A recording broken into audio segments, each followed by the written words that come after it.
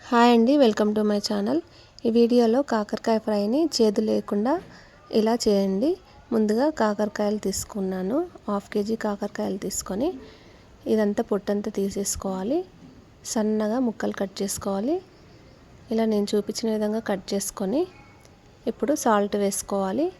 1/2 spoon వరకు salt వేసుకొని ఒక 10 నిమిషాలు పక్కన పెట్టేసుకోవాలి. ఇలా కలిపేసుకొని 10 నిమిషాల తర్వాత ముక్కల్ని ఇలా నొక్కుకుంటూ ఈ రసాన్నంతా తీసేసుకోవాలి. ఈ వీడియో కనుక ఫస్ట్ టైం చూసినట్టయితే సబ్స్క్రైబ్ చేసుకోండి.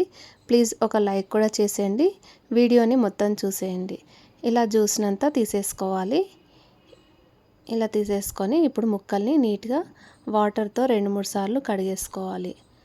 ఇప్పుడు స్టవ్ పైన కడాయి పెట్టేసుకొని ఆయిల్ వేసుకోవాలి. 2 టేబుల్ స్పూన్ల ఆయిల్ వేసుకొని సన్నగా కట్ చేసుకున్న ఆనియన్ ముక్కల్ని, ఒక ఉల్లిపాయ అయితే చాలు, వేసేసుకొని ఫ్రై చేసుకోవాలి. బ్రౌన్ కలర్ వచ్చే వరకు. పసుపు వేసుకోవాలి. 1/2 స్పూన్ వరకు పసుపు వేసుకున్నాను. అల్లం వెల్లుల్లి పేస్ట్ 1 స్పూన్ వేసుకోవాలి. వేసుకొని కలిపేసుకోవాలి. ఇప్పుడు కాకరకాయ ముక్కల్ని కూడా వేసేసుకోవాలి. ఇప్పుడు సాల్ట్ వేసుకొని కొంచెం కరివేపాకు వేసుకొని బాగా కలిపేసుకోవాలి.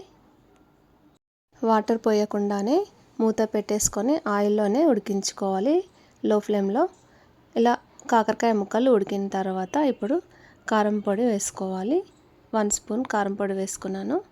1 టేబుల్ స్పూన్ శనగపిండి వేసుకొని 5 నిమిషాలు మూత పెట్టి లో ఫ్లేమ్లో ఉడికించుకుంటే కాకరకాయ ఫ్రై రెడీ. సర్వింగ్ ప్లేట్లోకి తీసుకుంటే మనకు చేదు లేకుండానే కాకరకాయ ఫ్రై రెడీ చేసుకోవచ్చు. ఈ వీడియో కనుక నచ్చినట్టయితే లైక్ చేయండి, షేర్ చేయండి, సబ్స్క్రైబ్ చేసుకోండి. మీరు ఒకసారి ట్రై చేసి కామెంట్ పెట్టండి ఎలా వచ్చిందో. బెల్ ఐకాన్ క్లిక్ చేయండి.